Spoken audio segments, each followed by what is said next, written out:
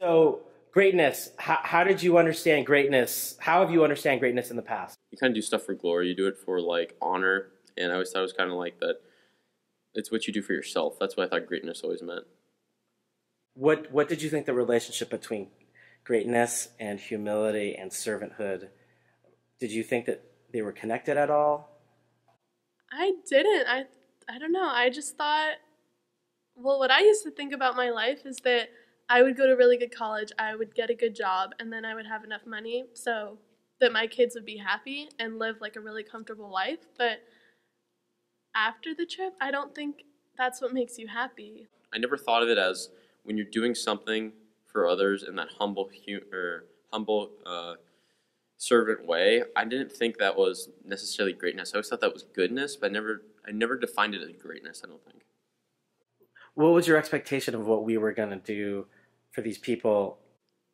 Just service trip, you know? Like, I didn't really think that they would affect me as much as they did and that we would get to interact with them as much as we did.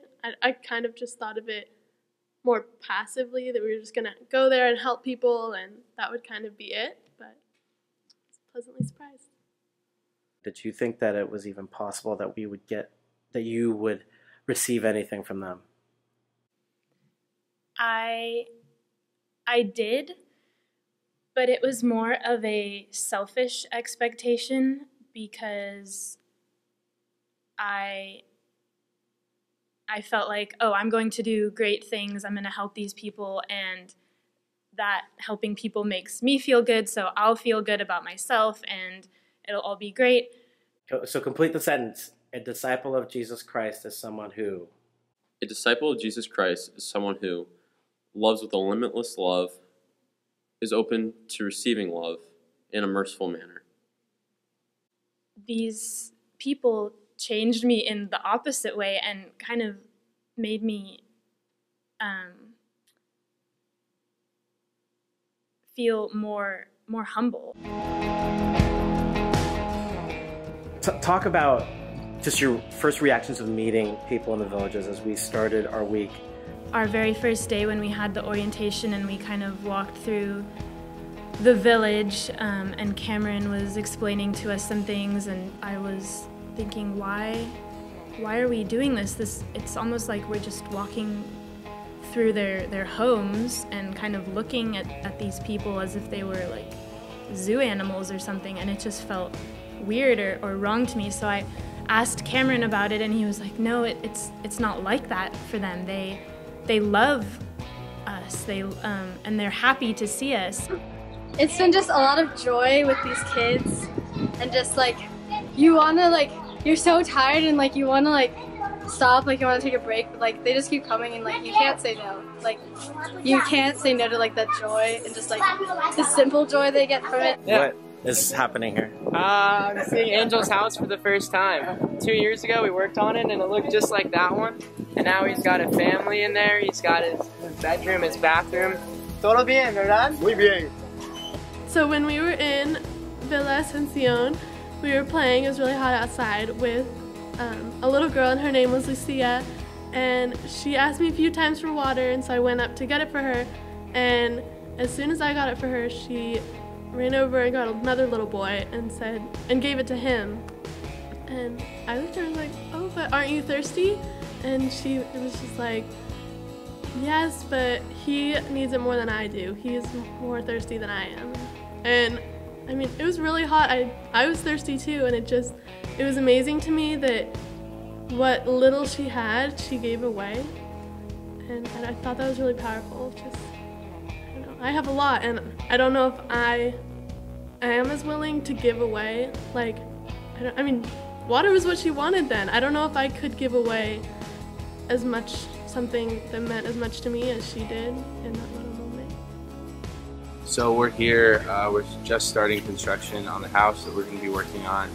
We have a team of guys here that are learning from Jose. He's the maestro. He's teaching them how to lay brick. He's using a level. The guys are learning a lot. They already mixed up a ton of concrete by hand, carried a ton of blocks over here from over there, and now they're learning how to do this so we can hopefully get most of this house done in the next week. this house represents something more than just us working 3 days there, right? I think in one word is familia.